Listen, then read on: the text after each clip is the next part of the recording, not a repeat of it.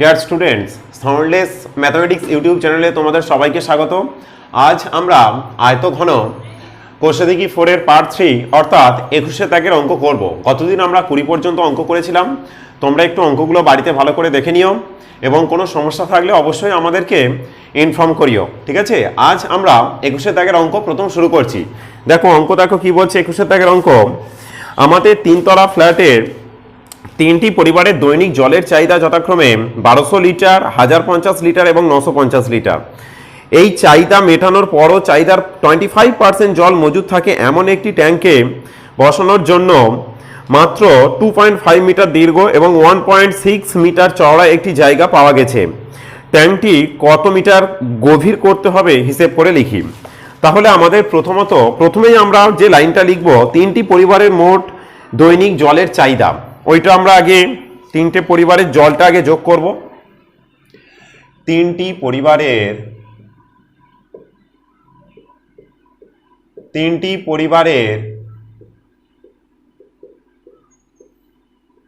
মোট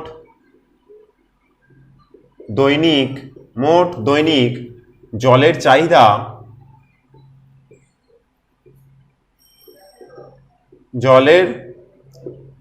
সমান 1200 যোগ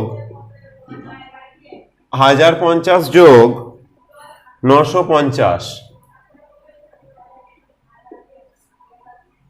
950 লিটার ইকুয়াল টু 3200 লিটার।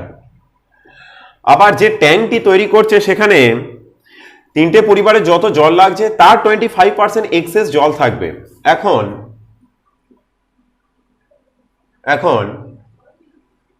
3200 এর 200 লিটার এর 25% সমান 3200 গুণিতক 25/100, 4 25 4 8 32, 800 লিটার ইকুয়াল টু 800 লিটার। তাহলে টোটাল যে ট্যাঙ্কটি আমরা বসাবো তার মোট আয়তন কত? অর্থাৎ ট্যাঙ্কের আয়তন সমান 3200 যোগ 800 ইকুয়াল টু 4000 লিটার। 4000 লিটার ট্যাঙ্কের আয়তন সমান 4000 লিটার।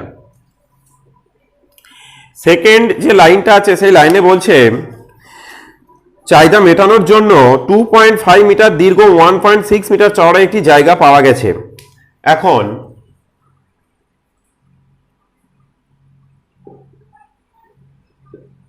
ট্যাঙ্কের দৈর্ঘ্য সমান 2.5 মিটার সমান 25 ডেসিমি। কেন আমাকে ঘন ডেসিমিতে যেতে হবে, তারপর আমি লিটার পাবো। প্রস্থ সমান 2.5 1.6 মিটার ইকুয়াল টু 10 দ্বারা গুণ করে 16 ডেসিমি। আমাকে ঘন ডেসিমিতে যেতে হবে। ধরি ট্যাঙ্কের গভীরতা সমান x ডেসিমি। ট্যাঙ্কের গভীরতা সমান x ডেসিমি। তাহলে দৈর্ঘ্য গুণিতক প্রস্থ গুণিতক উচ্চতা করলে আমরা যেমন আয়তন পাবো, আর এখানে আমরা আয়তনটা 4000 পেয়েছি। তাহলে আমরা শর্ত অনুসারে লিখতে পারি। শর্ত অনুসারে 25 × 16 × x ইকুয়াল টু 4000 বা x ইকুয়াল টু 4000 বাই 25 × 16 25 × 16 25 × 16। আচ্ছা 4 25 4 4 16 25 25 একে 25 10 4 25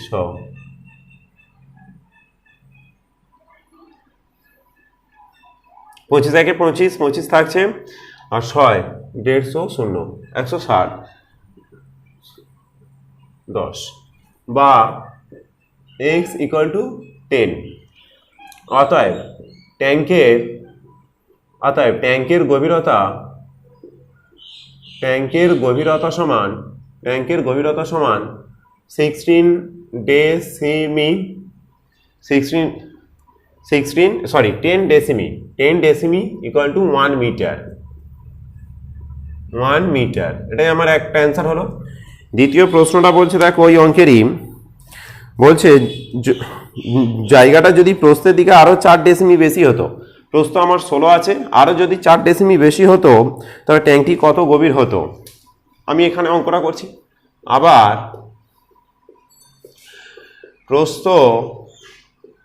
প্রস্থ যদি 4 + 16 ইকুয়াল টু 20 ডেসিমি হতো, ট্যাঙ্কের গভীরতা সমান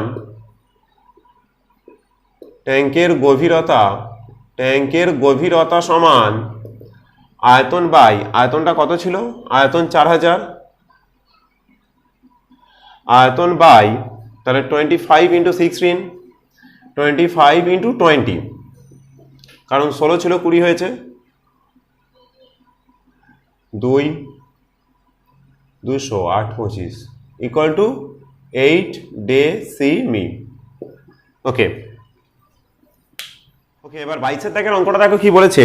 5 সেমি পুরু কাঠের তক্তায় তৈরি ঢাকনা সহ একটি কাঠের বাক্সের ওজন 115.5 কিগ্রাম, কিন্তু চাল ভর্তি বাক্সটির ওজন 880.5 কিগ্রাম। বাক্সটির ভেতরের দিকের দৈর্ঘ্য প্রস্থ যথাক্রমে 12 ডেসিমি এবং 8.5 ডেসিমি এবং 1 ঘন ডেসিমি, চালের ওজন 1.5 কিগ্রাম।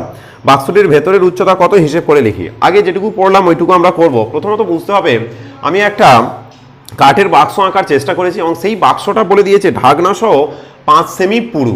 অর্থাৎ আমি যদি ভালো করে এখান থেকে এই পর্যন্ত আমি যদি ডিফাইন করি যে আমার দৈর্ঘ্যটা 12 ডেসিমি, সেই ক্ষেত্রে আমার এদিকেও যে পুরু কাঠটা 5 সেমি এবং এদিকেও 5 সেমি ওর সাথে অ্যাড করতে হবে। যদি ঢাকনা সহ আমি বাক্সটি দৈর্ঘ্য ভাবি আর একই রকমভাবে প্রস্থটাও আমার দুদিকে 5 সেমি প্রস্থ যোগ হবে। তাহলে প্রথম আমার অঙ্কটা আর একটা স্টেপ, কাঠের বাক্সের ওজন 115.5 কিগ্রা এবং চাল ভর্তি কাঠের বাক্সের ওজন 880.5 কিগ্রা।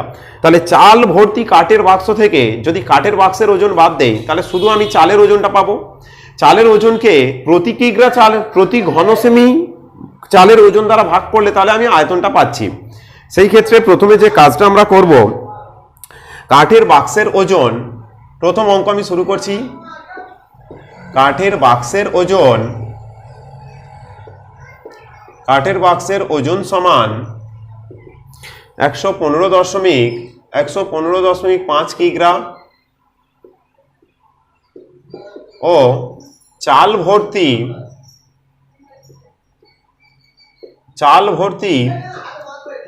কাঠের বাক্সের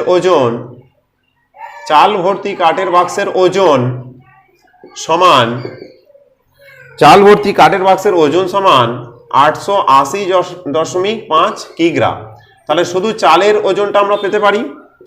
অতএব চালের ওজন সমান 880.5 মাইনাস 115.5 কিগ্রা, 15.5 কিগ্রা ইকুয়াল টু 5 6 7 700, 5 7 থেকে 6 6 765 কিগ্রা। আবার আমাদের প্রতি ঘন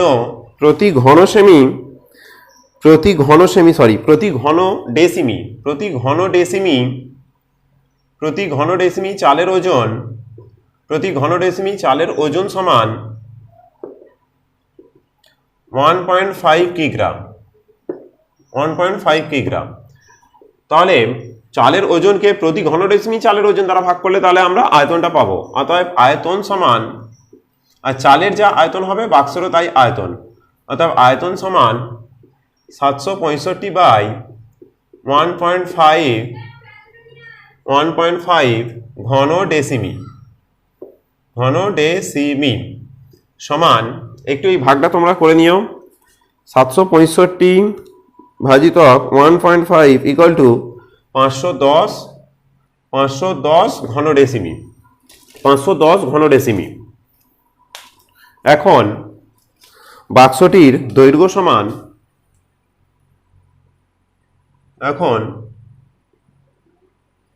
বাক্সটির দৈর্ঘ্য সমান, এখন বাক্সটির দৈর্ঘ্য সমান, বাক্সটির ভেতরের দৈর্ঘ্য সমান 12 ডেসিমি ও প্রস্থ সমান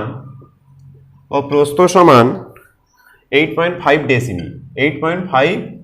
ডেসিমি। ধরি উচ্চতা সমান x ডেসিমি। তাহলে দৈর্ঘ্য প্রস্থ উচ্চতার গুণ করলে আয়তন, আর সেই আয়তনটা 510। তাহলে শর্তানুসারে আমরা লিখতে পারি, শর্তানুসারে 12 into 8.5 into x equal two 510 বা 12 ইন্টু 85 বাই 10, দশমিকটা তুলে দিলাম, ইকুয়াল টু 510 বা 5 17 85, 5 2 10 বা এক্স ইকুয়াল টু 510 গুণিতক 2 বাই 17 গুণিতক 12, ওপরে ছিল নিচে নামলো, 17 আর 510 কাটলে 3 17 51, 3 17 51, 2 আর 12 কাটলে 6 2 12, 5 6 30 বা এক্স ইকুয়াল টু 5 ডেসিমি, এক্স ইকুয়াল টু 5 ডেসিমি। তাহলে আমাদের একটা অ্যান্সার হচ্ছে যে বাক্সটির ভেতরের উচ্চতা 5 ডেসিমি। আচ্ছা, এখানে 5 ডেসিমি সমান 0.5 সেমি হয়, 0.5 সেমি। এখন তাহলে 0.5 সেমি, সরি 5 ডেসিমি, এটা একটা অ্যান্সার হলো। আবার দ্বিতীয় পার্টটা দেখো, দ্বিতীয় পার্ট কি বলছে? দ্বিতীয় পার্ট এখানে বলছে বাক্সটির ভেতরের উচ্চতা কত হিসেব করি। এখানে আমাদের 5 ডেসিমি হলো। প্রতি বর্গ ডেসিমি 150 টাকা হিসাবে বাক্সটির বাইরের চারিপাশ রং করতে কত খরচ পড়বে? তাহলে বাইরের চারিপাশ রং মানে সমগ্র তলের ক্ষেত্রফল।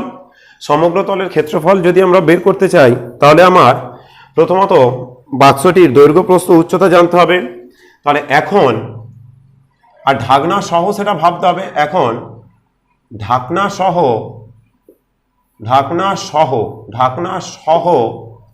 বাক্সটির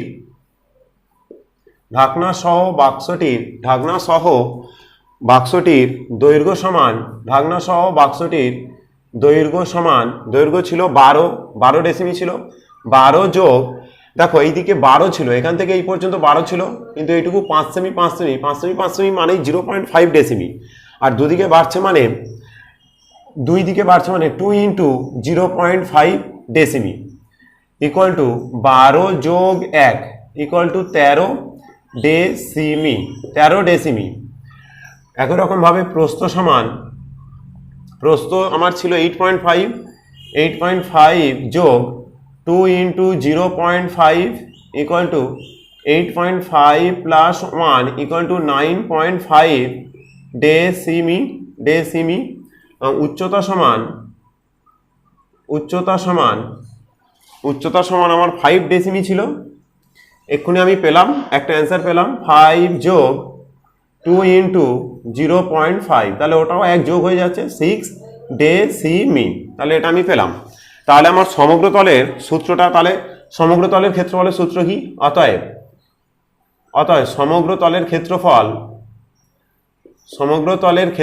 সমান 2 ইন্টু দৈর্ঘ্য ইন্টু প্রস্থ 13 ইন্টু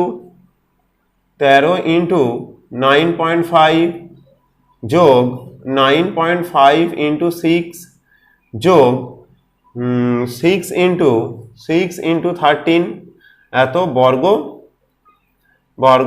ডেসিমি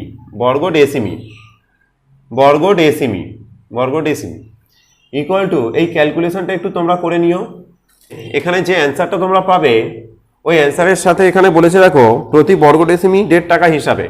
অতএব তাহলে প্রতি বর্গ ডেসিমি 1.5 টাকা হিসাবে চারিদিকে রং করতে তাহলে খরচ আমার কত হচ্ছে, তাহলে এখানে যে অ্যান্সারটা পাচ্ছি ওর সাথে 1.5 গুণ করে দেবে, দিলে আমার টাকা পেয়ে যাব। এই কাজটা একটু তোমরা নিজেরা করবে আর কমেন্ট বক্সে জানাবে কত অ্যান্সার হলো। এবার 23 দাগের অঙ্কটা দেখো কি বলছে। 23 দাগের অঙ্ক বলছে 20 মিটার দীর্ঘ এবং 18.5 মিটার চওড়া একটি আয়ত ঘনাকার পুকুরে 3.5 মিটার গভীর জল আছে। ঘন্টায় 160 কিলোমিটার জলসেচ করতে পারে, কিলোলিটার জলসেচ করতে পারে এমন একটি পাম্প দিয়ে কতক্ষণে পুকুরটির সমস্ত জল সেচ করা যাবে হিসেব করে লিখি। আগে আমরা এইটুকু অঙ্কটা করি। তাহলে পুকুরটির দৈর্ঘ্য প্রস্থ উচ্চতা দিয়ে দিয়েছে, তাহলে আয়তন খুব সহজেই পাবো আমরা। প্রথম কাজ ওটাই করব।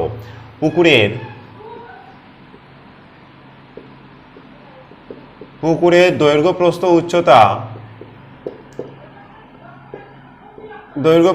উচ্চতা যথাক্রমে দৈর্ঘ্য প্রস্থ ও উচ্চতা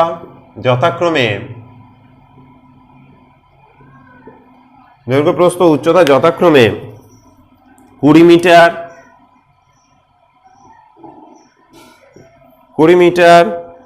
18.5 মিটার ও 3.2 মিটার 3.2 মিটার। এখানে আমি উচ্চতাটা লিখেছি, প্রকৃতপক্ষে গভীরতা হবে, ঠিক আছে। অতএব আয়তন সমান, তাহলে উচ্চতা এটা গভীরতা লিখে দেই, গভীরতা।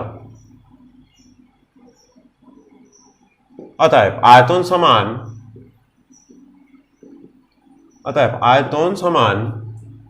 20 ইন্টু 18.5 ইন্টু 3.2 ঘনমিটার।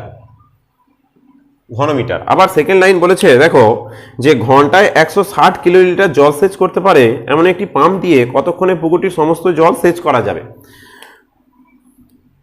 অতএব 160 ঘনমিটার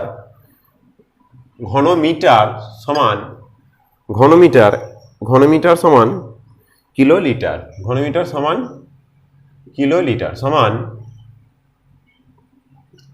এটাই আমার কিলোলিটার।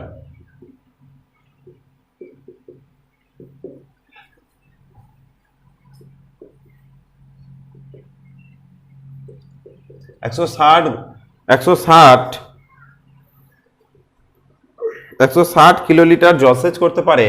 160 কিলোলিটার জলসেচ করতে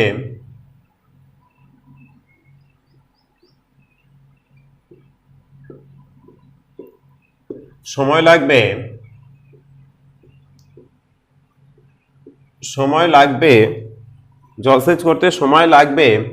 সমান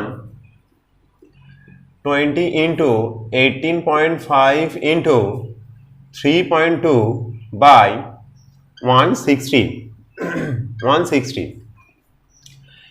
একটা শূন্য কাটলো, 20 আর 16 কেটে 8 2 16 8 2 16, 8 আর 32 কাটলে 4 8 32, একটা দশমিক চলে এলো। তাহলে আমরা 18.5 গুণিতক 0.4 এত ঘন্টা ইকুয়াল টু 18.4 0.4 ঘন্টা ইকুয়াল টু 18.5 গুণিতক 0.4 ইকুয়াল টু 7.4 ঘন্টা। 7.4 ঘন্টা ইকুয়াল টু 7.4 ঘন্টা ইকুয়াল টু 60 ঘন্টা 0.4 মানে 4/10 ইন্টু 60, 6 10 60, 4 6 24, 7 ঘন্টা 24 মিনিট। এটা একটা অ্যান্সার হলো। সেকেন্ড পার্টটা দেখো কি বলেছে। সেকেন্ড পার্ট বলেছে ওই জল যদি 59.2 মিটার দীর্ঘ 40 মিটার চওড়া একটি আল দেয়া ধান খেতে ফেলা হয় তবে ওই জমির গভীরতা কত বাড়বে। তাহলে জমির গভীরতা বাড়বে। তাহলে আমরা ধরি জমির গভীরতা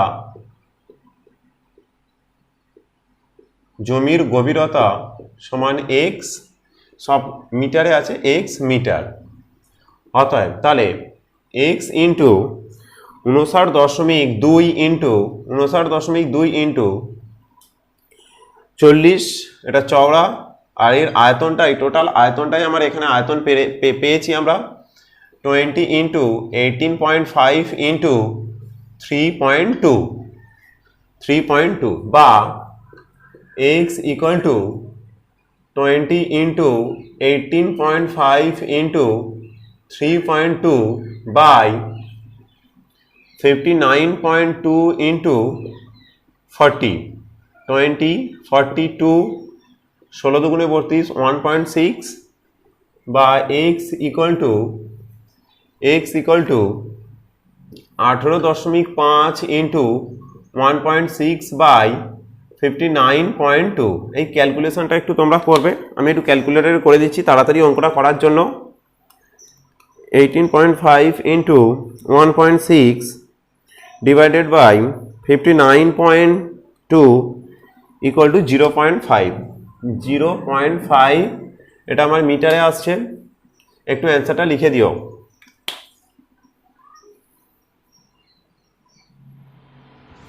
ওকে, এবার 24-এর এর একটা দেখো কি বলছে, একটি সমকোণী চৌপলাকৃতি বাক্সের ভেতরের আয়তন 440 ঘন সেমি এবং ভেতরের ভূমিতলের ক্ষেত্রফল 88 বর্গ সেমি, বাক্সটির উচ্চতা কত? তাহলে আয়তনকে ক্ষেত্রফল দ্বারা ভাগ করলে আমি উচ্চতা পেয়ে যাব। তাহলে উচ্চতা, বাক্সটির উচ্চতা সমান 440 বাই 88 সেমি ইকুয়াল টু 44 দুগুণে 88, 44 একে 44, 5 ইকুয়াল টু 5 সেমি,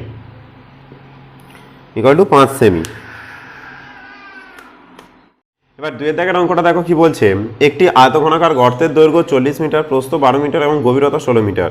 ওই গর্তের মধ্যে 5 মিটার দৈর্ঘ্য, 4 মিটার প্রস্থ এবং 2 মিটার পুরু তক্তা রাখা যাবে। কটি তক্তা রাখা যাবে?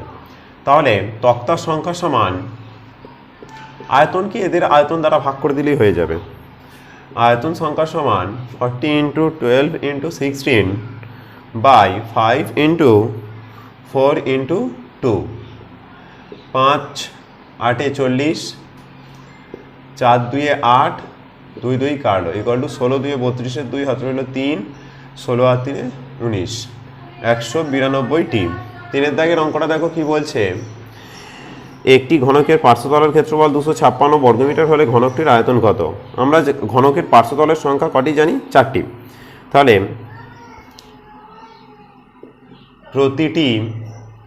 প্রতিটি পার্শ্বতলের ক্ষেত্রফল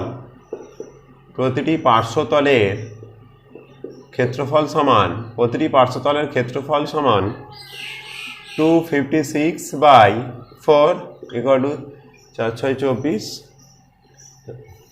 অতএব বাহুর দৈর্ঘ্য সমান √64 ইকুয়াল টু 8 একক বাহুর দৈর্ঘ্য। তাহলে আয়তন, অতএব একক নয়, এখানে মিটার আছে, মিটার, আর তাহলে এটা বর্গমিটার। অতএব আয়তন সমান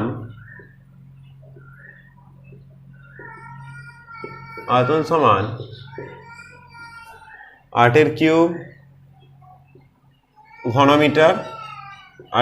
ঘনমিটার ইকুয়াল টু 64 আর 4 8 32, 2 হাতে 3,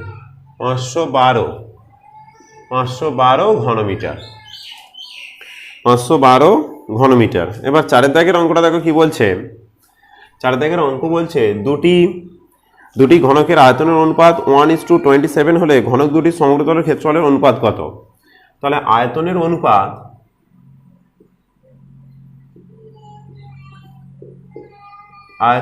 অনুপাত সমান 1:27 equal to 1 cube is to 3 cube, 1 cube is to 3 cube. অতএব, আচ্ছা এখানে করছি, অতএব সমগ্রতলের ক্ষেত্রফলের অনুপাত, অতএব সমগ্র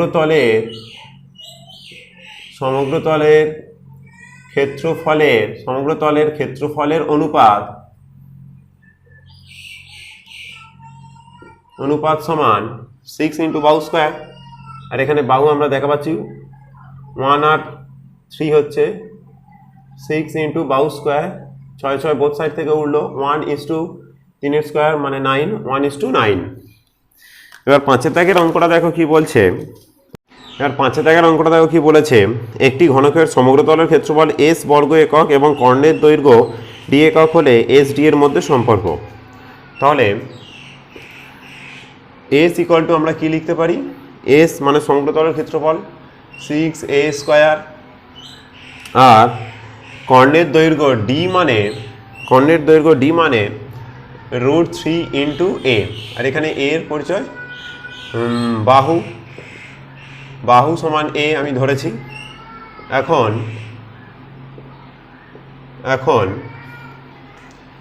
6a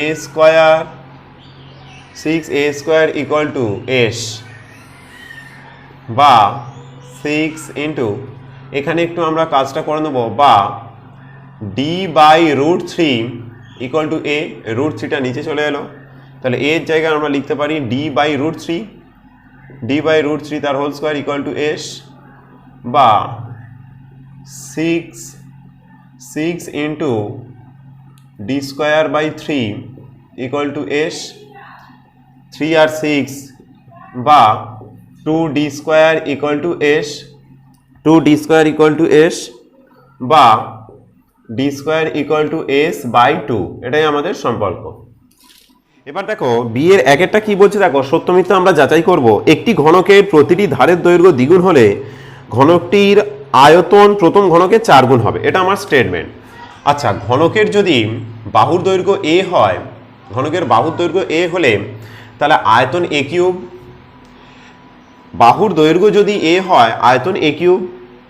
বাহুর দৈর্ঘ্য দ্বিগুণ করলে 2a, আয়তন তাহলে কি হবে, 2a তার হোল কিউব ইকুয়াল টু 2 এর কিউব 8a কিউব। তাহলে আমার a কিউব থেকে 8a কিউব হলো আমার 8 গুণ হলো, আর এখানে বলছে 4 গুণ, তাহলে স্টেটমেন্ট ফলস। ঠিক আছে, 2 এর দাগের অঙ্কটা বলছে, দেখো বর্ষার সময় 2 হেক্টর জমিতে বৃষ্টিপাত 5 সেমি উচ্চতার হলে বৃষ্টির জলের আয়তন 1000 ঘনমিটার।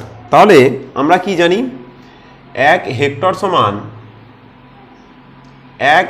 সমান 100 আর সমান 1 আর মানে 100 বর্গমিটার। তাহলে 100 ইন্টু 100 বর্গমিটার।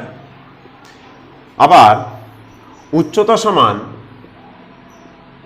সমান বৃষ্টিপাতের উচ্চতাটা কত হচ্ছে, উচ্চতা সমান 5 সেমি, এখানে বর্গমিটার 5 সেমি ইকুয়াল টু 5/100 মিটার। তাহলে আমার আয়তনটা কত, অর্থাৎ আয়তন সমান তাহলে ওপরে 100 ইন্টু 100 আছে, 100 ইন্টু 100 ইন্টু 5/100 ঘনমিটার। এখানে বলে দিয়েছে 1000 ঘনমিটার, কিন্তু আমার 1000 ঘনমিটার হচ্ছে না, 100 অমিট হলো 500, আমার 500 ঘনমিটার হলো। তাহলে এই 1 হেক্টরের আয়তন 500 ঘনমিটার। তাহলে আমার চেয়েছে 2 হেক্টর, অতএব 2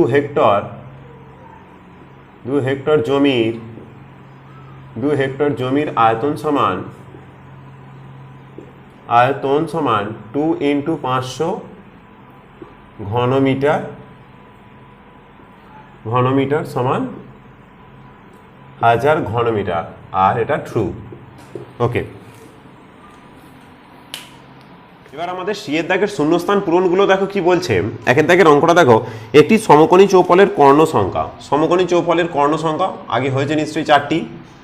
2 এর দাগের অঙ্কটা দেখো কি বলছে, একটি ঘনকের একটি তলের কর্ণের দৈর্ঘ্য √2 ইন্টু একটি ধারের দৈর্ঘ্য। ওকে, আর যদি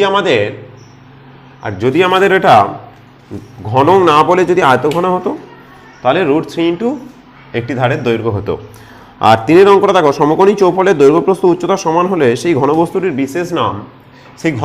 বিশেষ নাম আমরা করেছি, অবশ্যই এটা ঘনক হবে। ওকে, চলো 3 হলো। এবার আমরা 25 দাগের 1 করবো। দেখো কি বলছে, একটি আয়তঘনকের তল সংখ্যা x, ধার সংখ্যা y, শীর্ষবিন্দু সংখ্যা z এবং কর্ণ সংখ্যা p হলে মানটা চেয়েছে। তাহলে আমার তল সংখ্যা x, তাহলে আমরা তল করা জানি 6টা। y মানে কি, আমার y মানে ধার সংখ্যা, ধার আমরা জানি 12টা ধার। শীর্ষবিন্দু z মানে আমরা কি জানি, শীর্ষবিন্দু মানে 8টা। আর কর্ণ সংখ্যা আমরা কি জানি, কর্ণ সংখ্যা মানে 4টে কর্ণ আছে, 4টে কর্ণ। তাহলে আমাদের অতএব তাহলে কি চেয়েছে, x minus y plus Z plus P equal to 6 minus 12 plus 8 plus 4 equal to 3টে প্লাস চিহ্ন আছে, তাহলে 6 4 10 8 18 মাইনাস 12 ইকুয়াল টু 6।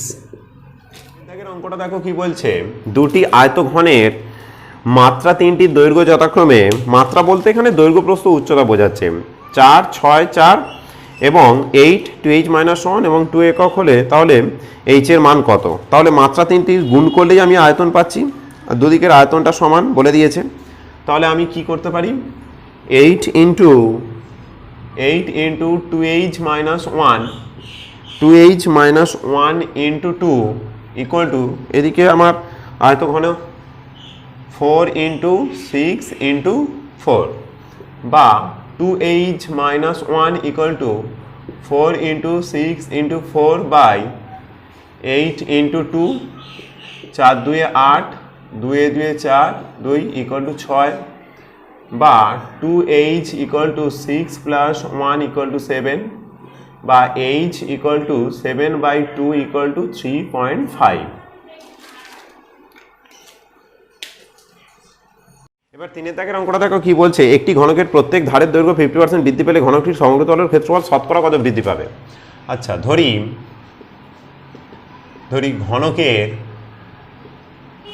ঘনকের ধার সমান a একক, তাহলে সমগ্র তলের ক্ষেত্রফলের সূত্র কি, সমগ্র তলের ক্ষেত্রফলের সূত্র হলো 6a² বর্গ একক। এখন ধার 50% বৃদ্ধি পেলে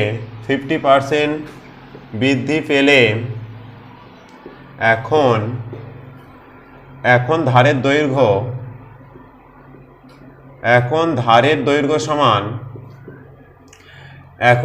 দৈর্ঘ্য সমান a plus a into 50/2 50/100 equal to 50% বৃদ্ধি equal to a plus a/2 equal to 3a/2 একক। তাহলে এখন সমগ্র তলের ক্ষেত্রফল, অতএব সমগ্র তলের ক্ষেত্রফল সমান সমগ্র তলের ক্ষেত্রফল সমান 6 ইন্টু বাহু স্কোয়ার 3a/2 তার হোল স্কোয়ার বর্গ একক equal to 6 into 9a²/4 2 2 4 3 3 6 3 2 6 3 9 27 27/2 a²। তাহলে আগে ছিল 6a², এখন 27/2 a² হলো। তাহলে ক্ষেত্রফল বৃদ্ধি, অতএব ক্ষেত্রফল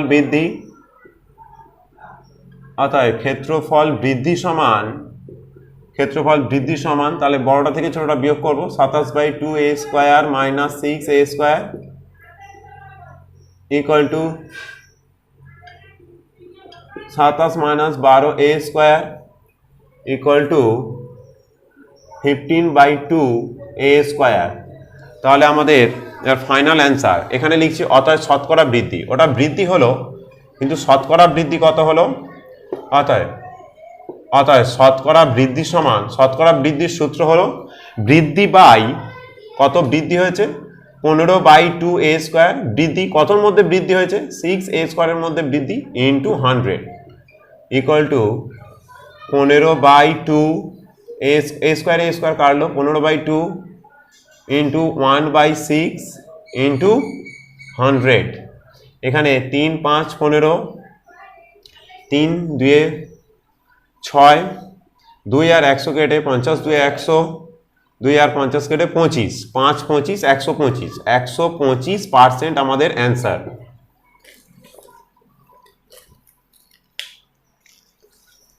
কি বলছে তিনটি নিরেট ঘনক যাদের প্রত্যেকটি ধারের দৈর্ঘ্য যথাক্রমে 3 সেমি 4 সেমি এবং 5 সেমি ঘনক তিনটিকে গলিয়ে একটি নিরেট ঘনক তৈরি করা হলো। তাহলে ঘনক তিনটিকে গলিয়ে একটি নিরেট ঘনক তৈরি করা হলো মানে তিনটি ঘনকের যা আয়তন সেটা তার যোগফল বড় ঘনকটির আয়তন, বড় ঘনকটির ধারের দৈর্ঘ্য ধরতে হবে। ধরি বড় ঘনকের ধারের দৈর্ঘ্য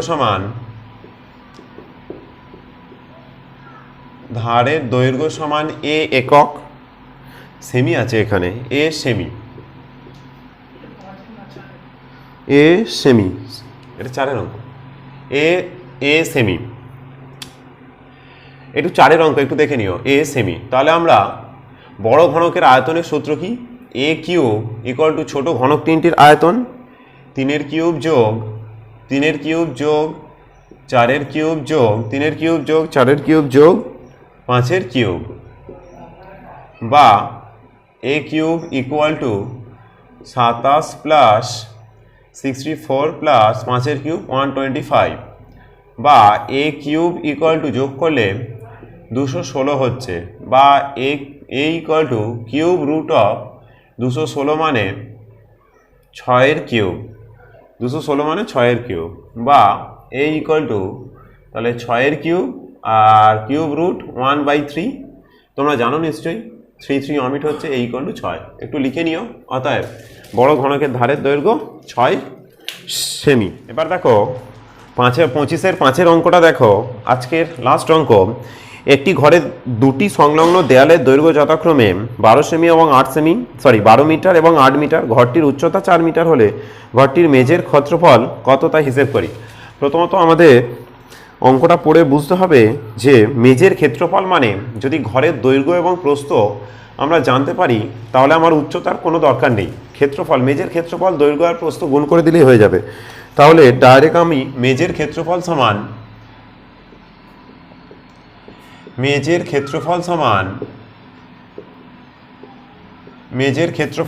আমার 12 ইন্টু 8 বর্গমিটার ইকুয়াল টু 8 12 96 বর্গমিটার। একটু তোমরা লিখে নিও। তাহলে আজ আমরা 25-এর দাগে লাস্ট অঙ্ক করলাম, অর্থাৎ 4 নম্বর চ্যাপ্টারটা শেষ করলাম। আগামীকাল আমরা অনুপাত ও সমানুপাত অর্থাৎ 5 নম্বর চ্যাপ্টার শুরু করব।